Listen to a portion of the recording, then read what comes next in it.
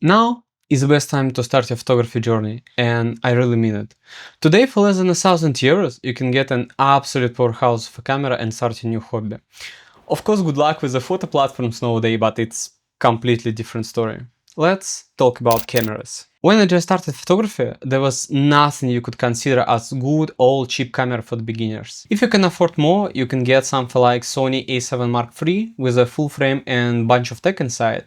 Or if you want to go budget friendly, you can get something like Nikon D5600 with a crop sensor and 1 second freeze after capturing photo in a live view. But now everything has changed, and to understand why, we have to think about the most important thing: image quality. For the last years, one of the most important, if not the most important thing in a camera, the sensor, hasn't changed this much, even though there has been lots of presentations of the new sensors and all of them were like, the image quality now is the best, you have never seen something like it. But we all know how marketing works, right? And my hot take here, you can take almost any mirrorless camera with a release date after 2015 and it will produce quality images. And to prove my point, I would like to use Sony a7R Mark II as an example, because I've been using this camera from 2019 till 2026 for everything.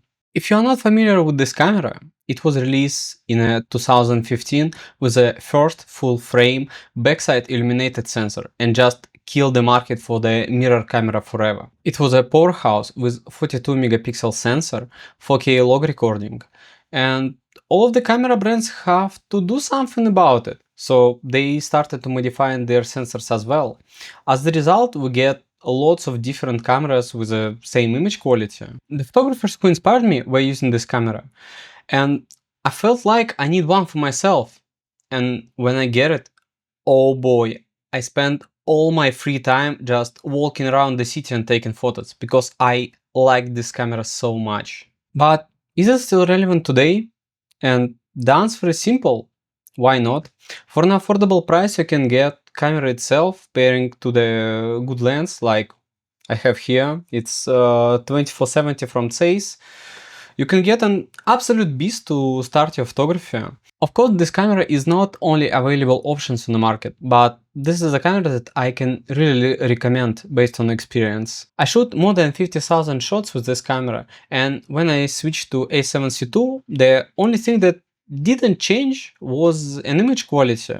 And actually it was pretty upsetting because I was expecting more deeper colors or more flexibility while I'm editing. But for me, the result was almost the same. And of course, the difference after 12,000 ISO is obvious, but you can just denoise it in Lightroom. So if you want to try photography, I would recommend to go and take a look at the old powerhouse models. You will not be able to see the difference in quality, but the difference in price is really obvious. But don't fool yourself. Those cameras will not be as good as the modern cameras. Technology has stepped far beyond what we had in 2015. It will be slower, maybe without an app for a phone, but it will do what it should, give you great results. After all, it's not the camera that makes great photos, it's the person who holds it.